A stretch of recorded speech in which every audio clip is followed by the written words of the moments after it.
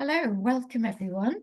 Welcome to day one of the Marketing Practices inaugural Partner Week. It's going to be a week consisting of discussions, roundtables and Q&As with industry experts and our clients, where we dive into the partner ecosystem and discuss what's ahead for the channel strategy in 2025. So we've got a host of speakers, everyone from Jay, who we will introduce shortly, through to ServiceNow, Cisco, and also key players in the industry from a technology and a consultancy perspective. So please feel free. You should have all the links to sign up to what should be some really good informative sessions. So an intro to Jay McBain. So I'm delighted to welcome Jay, Chief Analyst at Canalys and one of the most respected thought leaders in the channel. With over 30 years of experience in exec channel sales, marketing and strategy roles at technology companies and analysts. I hope you don't blush, Jane, but you've been named in the top 40 under 40 by the Business Review and also Channel Influencer of the Year by Channel Partner magazine, to name but a few accolades. So, Jay, how do our partner marketing professionals listening to this keynote today take advantage of the transformative potential in today's channel ecosystem? Well, thank you so much for that great introduction. And I would say that Partner Week is my favorite week of the year. I wake up every day thinking about partners, the channel, not only partners, but vendors and distributors and everyone. I think there's 38 million of us in this industry and with these type of titles, according to LinkedIn. So how all this works, we're going through kind of a once in a generation change on a number of fronts. Many of them are changes in marketing. So I want to walk in and spend kind of the next 25 minutes what that means. But if you've ever heard me speak before, I always talk with numbers first and then trends second. Always position ourselves in the $105 trillion world economy. We represent businesses and governments spend about 5.4 trillion next year on tech and telco. You quickly see that it's $1 trillion in hardware, $1 trillion in software, and $3 trillion in services. The services break in between telco and tech pretty evenly. Tech just overtook telco last year. Suffice it to say, services are growing faster than hardware and software today, and we expect to for the next few years. And by the way, our partners are growing faster than us in total. So this is an industry that has always been channel driven. And today, 73.2% of every one of those dollars goes to, through, and with partners. The biggest change in marketing around partners is this realization that there just isn't one partner.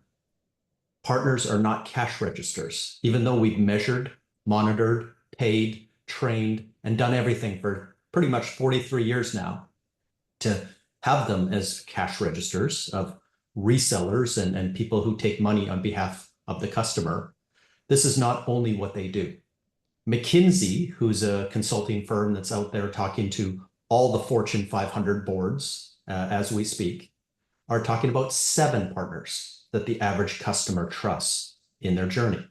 So who are these other 6 partners that don't collect the money? They don't act in a resale fashion, but they absolutely spend time before, during, and after the transaction. And we're starting to learn now that it's actually 96% of our industry is partner assisted. There are partners everywhere. There are partners surrounding every motion, every marketing moment, every sales moment, every CX moment, every product alliance moment, every moment around the customer. So while Microsoft is measuring 96% at the top end of these deals, we're starting to see it pervasive. So this is the measurement now for marketers in that first 28 moments before our customer makes a decision, either in our favor or not in our favor. We're starting to get more visibility than ever before how those 28 moments play out. A Google search, a ChatGPT search, moving into an ebook or a white paper, moving to a podcast, to a small little event with a partner, into a consulting gig, into design, architecture work, into configure, price, quote. So we know these 28 moments. We're starting to learn which partners show up and how valuable those moments are into the transaction. And the transaction just doesn't happen in the old sense, in a two-tier distribution model. Marketplaces have been growing at 86% compounded for the last 5 years. And so the money may flow direct, money may flow indirect, the money may flow through a marketplace. It really doesn't matter anymore how money changes hands, because now in a subscription consumption world, that's only the first 30 days with the customer. The marketing never ends. Now you need to upsell, cross-sell, and enrich that customer every 30 days forever. And in that, I used a Microsoft example. They put 2/3 of all their money in their program post-sale to drive 108% renewal, which created, a couple of years later, the most valuable company in the world. Until last week, NVIDIA came and destroyed that party. But that's the motion as marketers that we're now in. And we're starting to see outside confirmation of this as well. Salesforce, which does a state of sales report every year, it has nothing to do with us partner folks. But when they ask the question to 5,500 CROs, VPs of sales in every industry in every country of the world, 89% of salespeople are now using partners every day in their selling motions. Account-based marketing includes partner-based marketing, PBM inside. Every moment now in this cycle is partner assisted. For the 11% who don't use partners, 58% plan to within a year. If you add those two numbers together, it magically comes to this 95 or 96% partner assist number. This is external validation that our sales teams are with us. We heard an 84% number from HubSpot. Our marketing teams are with us. Our CX teams are with us. Our product teams are with us in terms of technology alliances. And this is a tough environment for selling. You see in the bottom left-hand corner that for those salespeople that are making their numbers today, which is a minority, they point to partners as the reason why. So this is a new motion, and we're not the department that everybody forgets about over in the corner. We're now so important to the core of the organization. But our jobs, and we're at this point not doing the jobs to the levels we need to. Because if we understand who those 7 people are around every single deal, it doesn't look very much like our partner channel does today. Who's competing to get in those 7 spots? Who's succeeding to get in those 7 spots? And their story is different. It's not your traditional VAR. It's not just a traditional MSP, even though MSP, managed services, is now $608 billion around the world. 15 cents out of every dollar the businesses and governments spend now is on a managed contract. It may only be one of those 7 seats. If it's a marketing buyer, it'll have a digital agency. If it's a financial buyer, it'll have an accountant, CPA firm. These are the people competing. There'll be a few ISVs in the conversation, system integrators in the conversation. Lots of different partner types, 20 of them competing for 7 spots. And this is interesting. So this just came out a couple of months ago in terms of the survey, but in terms of how partners themselves, if you go back to that VAR channel, the channel that grew up in the 1980s, maybe after August 12th, 1981, the first IBM PC. They grew up with Microsoft in the 80s, or Cisco in the 1980s, Compaq, HP. If you ask the ones that started in the 90s, the one that started in the 2000s, in SaaS or in hyperscale cloud, the fact of the matter is they now check 3.2 boxes. There's no such thing anymore as a partner. Even though partner marketers like to silo and talk to VARs one way and integrators another and ISVs another and MSPs another, the average partner now checks 3.2 boxes across this customer cycle. In the 28 moments before the purchase, you see over half of partners now charging for services, charging for that consulting, charging for the design and architecture work, where it may have been given away for free 5 years ago. You obviously see after the point of sale, almost 2/3 running these managed services for the client that have become so large, doing the implementation integration services that might have been a system integrator in the past is now a VAR doing that work and charging for it. But the most surprising number in here is that 44% of your partners are now becoming vendors themselves. They're making software. They're independent software vendors. They're independent hardware vendors. They're building technology not only to be one of the 7 partners around the deal, but to be one of the 7 parts of the tech stack that gets sold into the deal. Very different marketing motion. To, through, and with, becomes a very different equation. Just to kind of tie off for 2025, where the channel's going and what they want to hear about in terms of their trifecta is how they can take advantage of edge AI, not only on the product side, but obviously the services, which are growing faster, take advantage of cybersecurity, not just the $96 billion of products, but the $2 of services that go against every $1 of product. And by the way, like everything else, services are growing faster. Cybersecurity products are growing at 10. Cybersecurity services are growing at 13. Managed security services are growing at 15. So again, not only is it 2 to 1 in terms of the revenue opportunity, the growth is higher as well. And then the final thing in terms of numbers, everybody's feeling pretty good about themselves. If you compare 297 sub-industries in the world, our partners are the most optimistic people in the world. And we asked them going into this year because of all the challenges.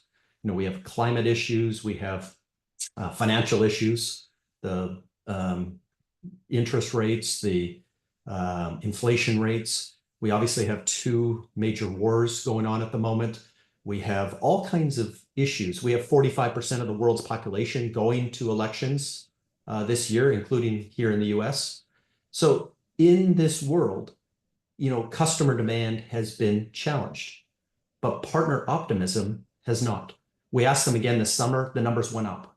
We asked them again a few months ago, the numbers went up. The numbers keep going up in terms of everyone is in growth mode.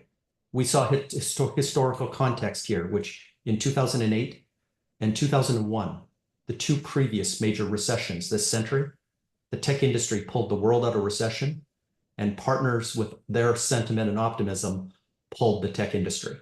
And this exact same thing is happening in 2025 as we pull out of these headwinds. It's going to be our partners that do that. So let's stop talking numbers and let's start talking trends. These are the most impactful things. So if I look 20 years ago, 52% of the Fortune 500 companies no longer exist.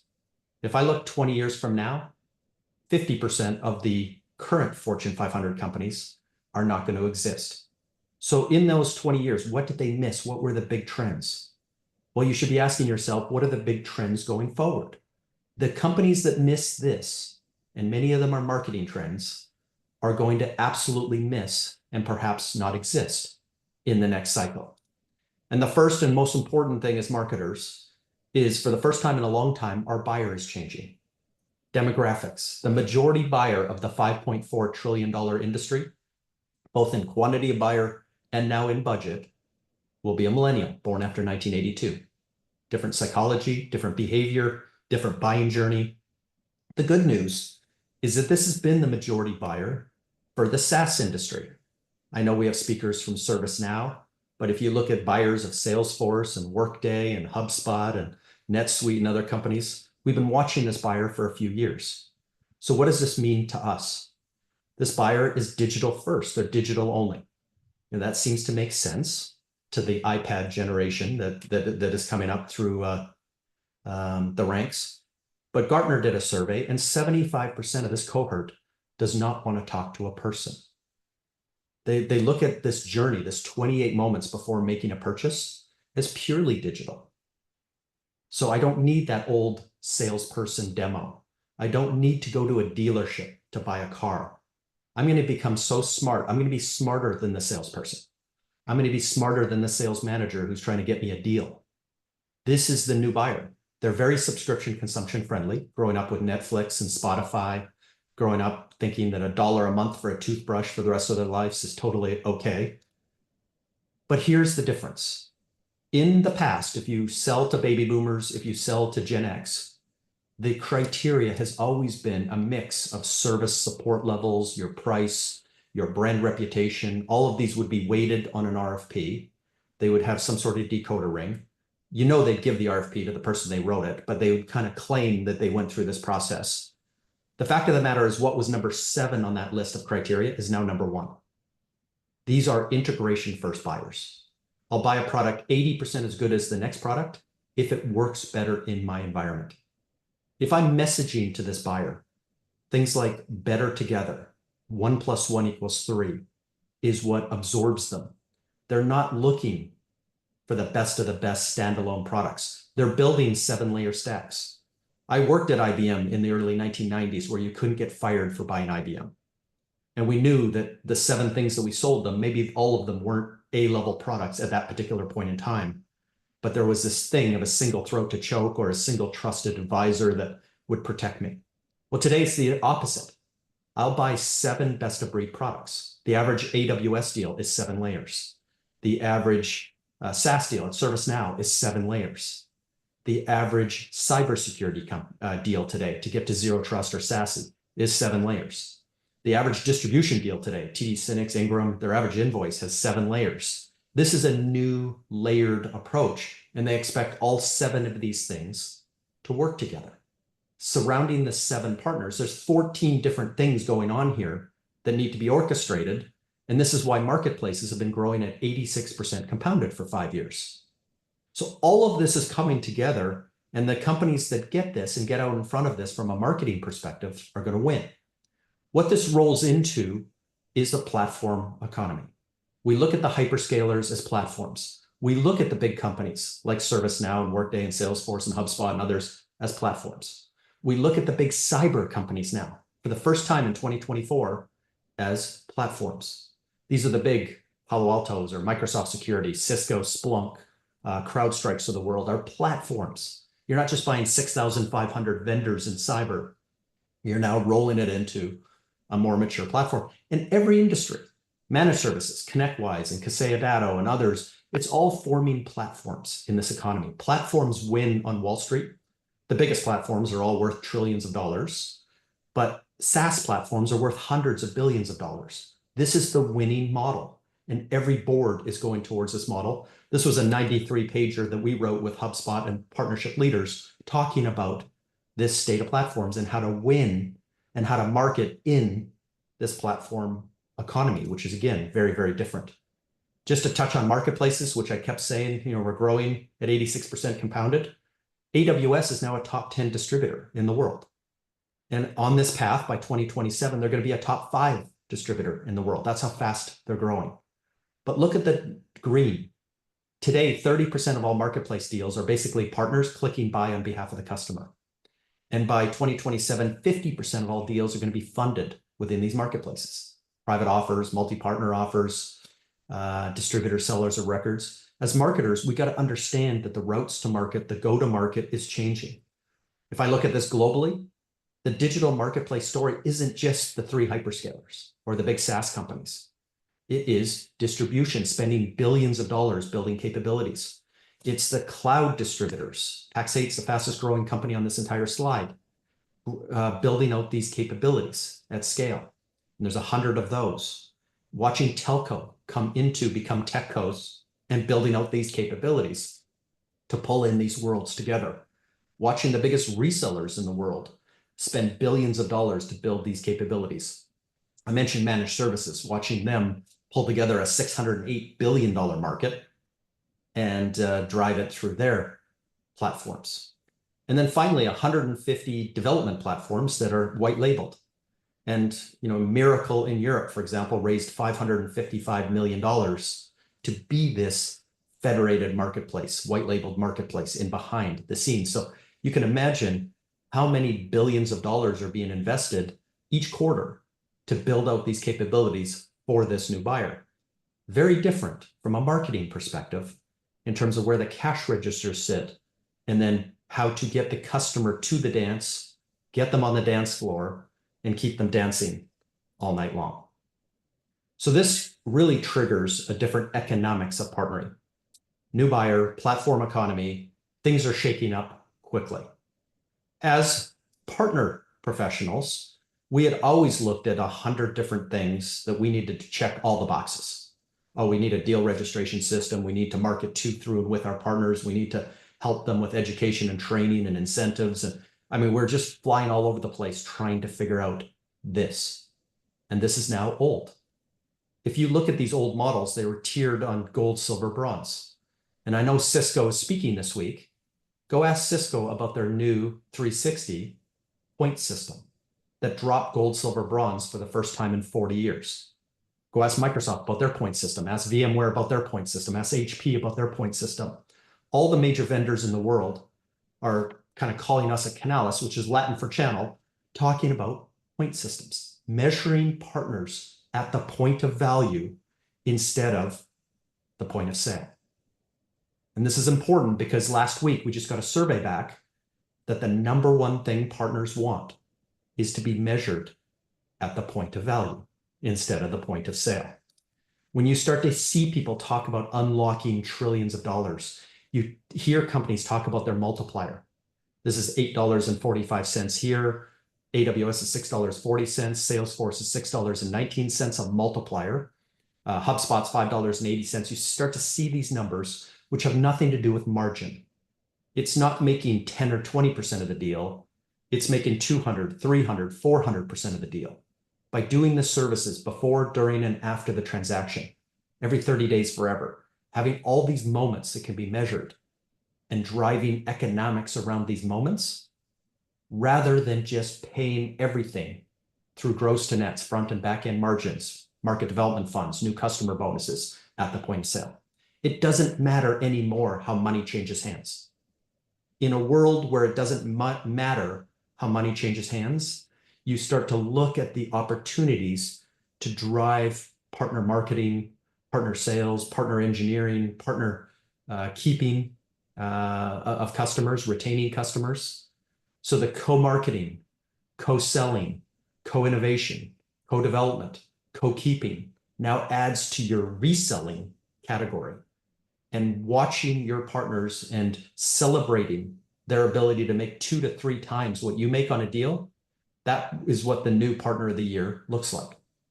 Obviously, generative AI, there's going to be other sessions this week, but suffice it to say, we need to stop talking about the trillions of dollars and the life changes this is going to happen and bring it back to our partners from a marketing perspective. For them, there's a 59% growth rate here. And we need to help them like we help them with cybersecurity, like we help them with managed services, like we help them with all the other things that are growing by double digits. We need to help them here. And a lot of that, by the way, is internal. Having them, build out better marketing and selling capabilities, better invoicing, billing, better service tickets. Internal adoption first is where it's happening. But as it gets back to the customer, there is a ton of opportunity around plowing in this new opportunity. The client server era from the early 1980s lasted about 20 years. The cloud era, starting in 1999 with SaaS, 10 years later with infrastructure, hyperscalers, lasted about 20 years. Now we're on day one of a new 20-year cycle. The marketing that we're going to do is going to look very different in this era because AI isn't a product. You can't order it as a product. It's a feature. And it makes everything better. And our job is to go and implement and integrate that into helping our clients make everything better. And in terms of how we do marketing, Gen AI is an absolute ecosystem play. You just watch NVIDIA become the richest company in the world, most valuable. And there's no other company, there's no hyperscaler that says this is going to happen on its own. It's fully edge to cloud. 85% of the world's business data sits at the edge, all the networking in between, the hybrid, and then into the cloud. This is going to be a wonderful opportunity and a wonderful decade for us as our partners and as partner professionals. And this is where it all comes together. So the final trend is a marketing trend. So while 45% of the world's population went to elections this year, all of us told our governments we're done being the product on the internet. We're done having a conversation in our kitchen, Alexa overhearing it, Facebook serving us up an ad 5 seconds later. They're sick of kind of third-party data or privacy of our 28 moments that we go through, which are here, kind of being sold to the highest bidder. Trillions of dollars of value from Facebook and Cambridge Analytica, from Google and others have been created based on our privacy. The internet was never free. we were always the products on the internet. Well, in a world that doesn't have third-party data, Google failed a month ago selling version 2 of the cookie to Europe. A week later, they lost an antitrust suit in the US. A week ago, the US is looking to break up and have them sell the Chrome browser. All these things are happening at once, and it's a breakdown of third-party data into second-party data. So talking about one of these things that companies are going to miss is the fact that those 28 moments are partner-driven. In the best world, your CMO and your marketing department might get into 4 of these moments. When somebody buys a car and goes through all the, talking to their neighbors and friends and social media and watch YouTube videos and get so smart about what car they're going to buy, it's not till moment 14 that they go in and configure price the car on a manufacturer website. 13 moments before that are all partner-driven. And if those aren't partners of yours today, they need to be. And if you're not measuring, monitoring, attributing, data sharing, marketing to, through, and with all these partners, you're going to lose. And competitors are going to pick up in these moments. You get in early with a client, you win the deal. Every salesperson will tell you that. You write the RFP, you win the RFP. So the next motion for the next 3 to 5 years will be this insane drive to get into these moments and go recruit these partners that drive influence around your customer. We're seeing a massive set of innovation, billions of dollars flowing into companies trying to figure out these non-transactional moments, how to measure, monitor, and manage these non-transactional moments. If I can make those measurements reliable, repeatable, if I can make them scalable, I can take them to my CFO and I can start to move money into this point system. I can start to quantify what an ebook is worth, what a consulting gig is worth, what that managed services is worth in terms of our ability to reduce our cost to acquire a customer and to get a customer for life. So watching the technology underneath, and then this is my final slide, watching our industry. There are 38 million of us that had to learn about Gen AI last March because our neighbors and friends and family thought we lit up Skynet here, Terminator level. So all of us rolled back to only 1,000 places. What we read, what we listened to, where we went, and who we followed is only about 1,000. This is Malcolm Gladwell, The Tipping Point, the law of a few. So how you get and influence these partners and new partners, all 7 partners that surround every customer, all roll into this. Tens of millions of people in the channel come through the front door of only about 1,000 watering holes. Understanding some people like to read magazines, 12% of people like to listen to podcasts, 35% of people like to go to events. Understanding where these are, downloading these lists, they're all public. If you go to my LinkedIn newsletter or to Canalys, but suffice it to say, whatever you're doing today has to multiply by 10. How many partners you have today need to multiply by 10. If you don't hit those numbers, I'm not sure you're going to be on the successful side of this major generational change that we're going through. Thank you so much and have a wonderful week at Partner Week. Thanks, Jay. That was really insightful. I just want to pick up as well on your last comment around, unless you harness some of these changes, you will almost be left behind. So some of the observations I made is a bit like a perfect storm. So we know it's driven by the way that, people or companies and individuals are buying at the moment. And the fact that we mentioned that it's non-traditional, they don't want the one throat to choke. They want, we talk about this 7 layers approach. And we also talk about the fact that partners have got appetite because they're not only looking for service revenue, they're also looking for, as a software vendor, they're looking for a chunk of that revenue and co-innovation and SaaS revenue too. I think one of my questions is, we've got all of these trends going on, but in your experience sort of going through and consulting with tech vendors, where are they in terms of the need for transformational or organizational change to change their model? Because it's very much been direct indirect without looking at it holistically, as you have talked about in this keynote? Yeah, well, first of all, indirect or direct doesn't matter. The biggest part to take from this is, now going into 2025, how money changes hands should be irrelevant to a vendor. And you should service that customer and reduce friction in terms of how they want to do that. If they want to buy on a marketplace, you should be all behind them and giving them all the tools necessary to go make that happen. But make sure you've got all of the private offers and everything else set up. So your gross to nets, what would have been the 20% margin or 30% margin or 10% margin, whatever you would have had on an indirect deal, make sure that that money is still available to service all of these moments before, during, and after the transaction, and use the tools in these marketplaces to go make sure that you're recognizing, measuring, and obviously incentivizing partners to go do that in your behavior, in your favor. Okay. And last question, going into 2025, what advice or practical small steps would you give to a partner marketing opportunity to really double down on in the first 6 months of next year? Yeah, the first thing I would do is simplify this to my leadership team. First of all, most of the leadership team, even board members, are going to think of the channel still as franchisees. We're trying to sell hamburgers, or we're trying to sell donuts, we're trying to sell coffee.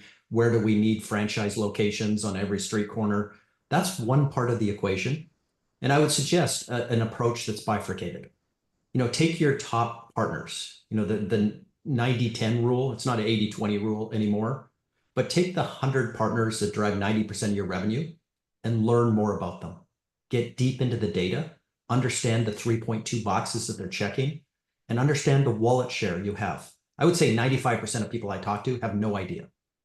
A $100,000 partner, whether it's, do I have 90% of their wallet share or do I have 10%? And they don't have the right hunters and farmers. They don't have the right coverage. They don't have the right capabilities, capacity planning.